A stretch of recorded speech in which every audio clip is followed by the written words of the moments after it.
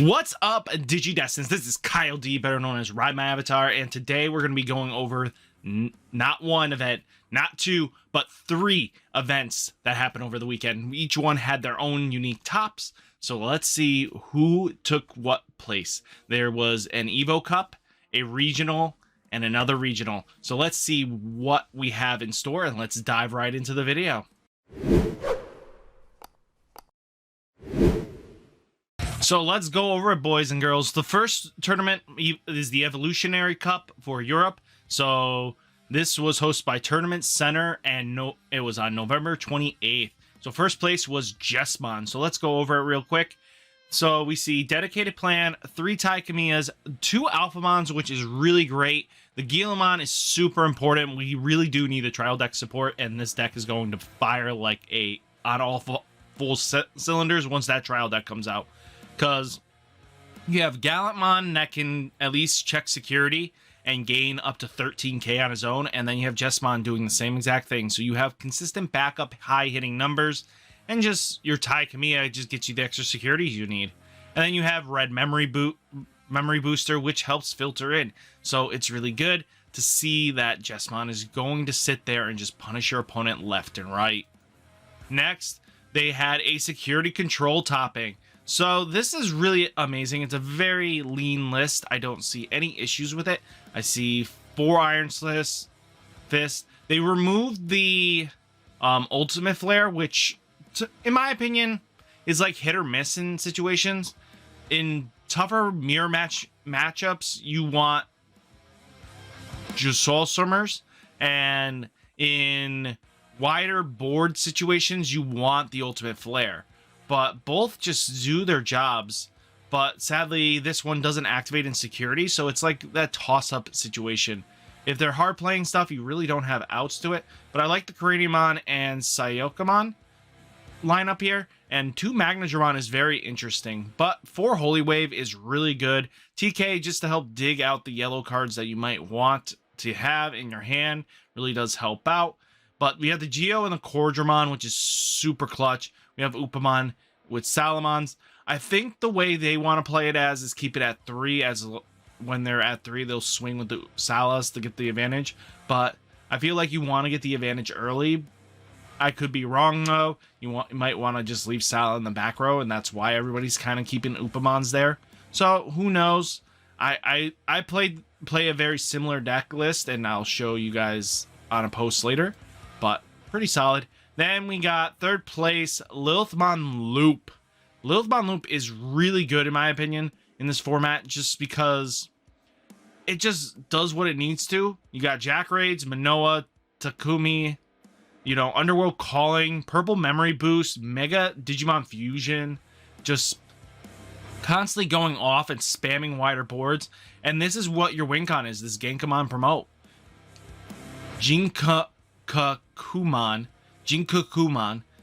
promote is just so good because you just combo it with these 2 if it gets played by the Zawart, and just really good at the end of the day. Just super powerful. It just swings in multiple attacking, and you can constantly just keep looping it as long as you have the resources to do so.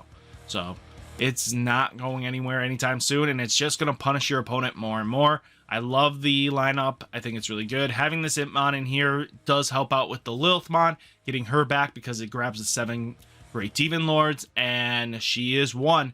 So I see where this went. I see how it actually played out really well, and I think this person did an extremely great job. Next, let's talk about it. I think I skipped something. Nope. The 4th place deck was none other than D Brigade. Boys and girls, I'm excited for D Brigade pulling out wins and W's. But this is black, like, it's D Brigade, but it's like the upgraded version of Metal Garurumon that this deck is trying to be, and I like it because Metal Garurumon still does the pop or loses security, so which helps in the security control matchup. If it doesn't pop something, it still gets some great value out of it. And then you have the Darkdramons, the Command Dramon that just recycles itself, and Darkdramon helps recycle it on top of it. Ultimate Flares, you know, Izzy Joe is just really good. Mechanorimon for Rookie Rush matchups or, you know, any threatening board states. And you got Namimon being a security Digimon really does help out. It just shows how well these people planned it out. I think this was a great list. It well-rounded with the Commandramons just being Commandramon. I think I wouldn't change much in this list, personally. I think they went the right way, and I think it's a good strategy. Next, we have the Latin America Evo Cup. I think either this one or the next one, one of these had the person that had the 5 mats show up, so he got disqualified in one of these tournaments. So that's one of these. I think it was the Latin one. I think he got 3rd place in Latin, so he was still playing in Latin. So I don't know, but I think it was this one or it's the next one. It was a regional this weekend where that meme's coming from. So it's Agumon, which is fantastic in my opinion. You got Agumon, Aguni, Greymon, Cortramon, Geogreymon, Agunimon, Agumon, Bonds of Bravery, the Tai, the Marcus, the Gaia Force, and the Atomic Blaster. What else more do you need? Agumon Expert brings back the Agumon Bonds of Bravery for a second go after it gets blown up. This just checks security extra. This helps you dig for tamers. I see where they're going with it, and I really do like the idea behind it. I'm not a huge fan of this Agumon. I wasn't a huge fan in it in the first place. I think digging 5 is way too deep in certain decks, especially if you bottom deck 2 of your Bravery. It just sucks. You're not getting anywhere. Next, a Rookie Rush list took 2nd in this event. So it seems like Rookie Rush isn't dead as everyone expects it to be. I mean, hey, to each their own to be able to top with Rookie Rush. And it's still a good deck. Consistently, it still hits numbers. I'm very upset that they didn't really update it with anything new, really. I don't see a single new card. They just took old Rookie Rush and went for it. Give them props for playing a BT5 deck in the format. Just adding Magnadramon to help elongate the game just a little bit does help out. So I think that was a smart play, actually. Outside of that, it's a really cool list. I think there's nothing else I can really say. Next, we had Mastimon for 3rd place. This deck, don't sleep on it. This deck is a great rogue contender. Mastimon alone will take care of majority of the threats of security control you're going to be facing with the Bellastar security, and then you have regular security control. You're just pumping out numbers, hitting for games. You're really solid. Blinding Ray, Wyvern's Breath, Flying Bullet, you know. The whole 9 yards is just really good. Kyrie helping you out with gaining more memory when you use an option. So it's just really good all around. Angelwomon. I'm surprised by the spicy tech of Magna Angemon because usually you never really play it. But hey, you slam it down, you gain a memory. It's not bad. It's a great idea concept. Got Salamon in here, Bushy, Lucy, Stars, Tapir, Pulsemons. You know, very interesting lineup in the rookies. Very interesting. I wouldn't expect this much, but because Mastimon can just bring it in is really awesome. And I'm really surprised they're not playing Mimikmon. Mimikmon is such an MVP with Mastimon. It just extends your plays so much. Next, we have the 4th place Musketeer profile. So Nailbone, yep. Flying Bullet, yep. Great Memory Boost. Trump Sword, Scherzergerg, Happy Fly Bullet, Mimi, Matt, Omnimon, Zawart. We have Zawart Defeats. We got Bellastar. Bellastar's the heart and soul. This is just pure Bellastar, actually, with, you know, just the Gundramon backup. But that's crazy. We got Sonic Birdmon, Impmon, Balamon. This deck is not going anywhere anytime soon, so definitely be in the hold for the long haul and lockdown. Next, we had another Jesmon, 1st place.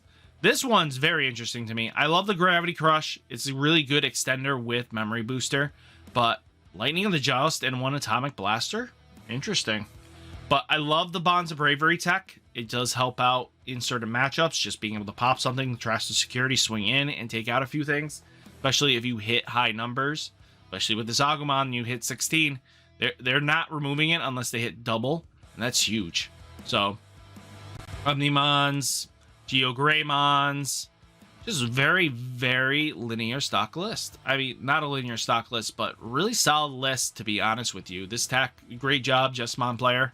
Next, we have Bonds of Friendship. So this one is really interesting. They're definitely holding out on hitting those 4 Gabumons. And we got 4 Matt Ishida. Maybe he played a 5th. I don't know. I won't tell you. But this Vidramon here and the Geogreymon is huge. I don't understand why you're playing Geo, but I get it. If they hit it and it's a small guy, you can pop something, so that might extend your game. So, I mean, that's a great tech choice. I would have played Dedicated Plan in this if you're going to play Geogreymon. Just because if it's out, your Bonds hits for 3 security with options shut off. That's huge. That's big. And, you know, Hammer Spark, Blue Memory Boost, Rattlestar, Hollowing is just all in all really great. Next, we have 3rd place Jessamon taking up again another good slot. So Jessamon is really putting in the work. I think you're going overboard with this Guillemon here. I do not think 4 is the proper play. But, hey, good job to you. So, good job to you getting 3rd place with 4 Guillemons in there that draw. I think you're overextending a bit. But, hey, who knows? I could be wrong and I'm being stupid. But we look like no memory booster. So that might be what he's trying to do, was not use the memory booster and use Guillemon as a substitute. Which, again, drawing is a fantastic format in this game. So, using Gravity Crush, I definitely approve.